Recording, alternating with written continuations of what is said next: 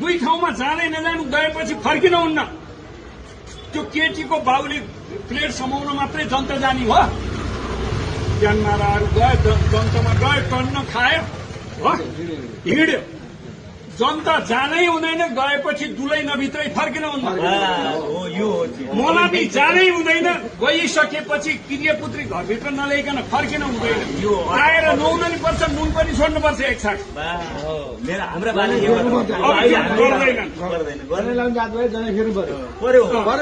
नुन सुकै भयो नि नुन पानी छर्केर त्यो तुलसीको पानी ऐसेलुको पात राखेर आगो काँडा पानी गरेर अनि गर्नुहुन्थ्यो हाम्रो बाले। अहिले हामी अनि थाहा भएको कुरो बिस्तारै छोड्दै गयो।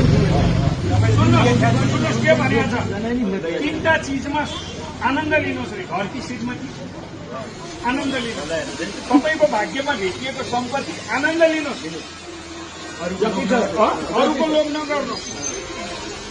तपाईँको कमाई बाहेक अब अर्को एउटा चाहिँ अहिले तुरुन्तै सम्झिनँ म, सम्झेपछि अहिले बस्ती है। अनि एउटा सिरीमा कन्ट्रोल गर्ने, एउटा सम्पत्तिमा भयो, एउटा श्रीमतीमा। तीनटा कुरो भएन, सिरी सम्पत्ति श्रीमती। सिरी भने के, तिमी र म सँगै कल्पना खा होइन, तिमीलाई किन जमदार मात्रै थिए मलाई किन विज्ञता त्यो त आफूले निकाल्ने कुरो हो नि। अनि यहाँ पसल खोल्यो बाबु मनी यस्तै पूजा सामान खोल्नु भन्यो भने यहाँ तिब्बतले हिर्काउन खोज्छ। यी भइरहेको थियो अरूसँग थियो नि, यहाँ आएर खोल्यो बजिहाल्यो भने 3-4 दिन रोपार।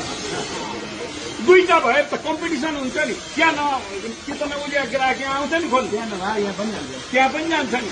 राम्रो फाइदा भयो, उहाँहरू पसलले चाहिँ घाटा भयो। कहाँ घाटा हुन्छ, जति बढ्यो त्यति। ए बाबा हामी अस्तिसम्म उयो बाबुलाई थाहा छ बाइपासमा जान्थ्यौँ 1 किलो चिनी किन्न।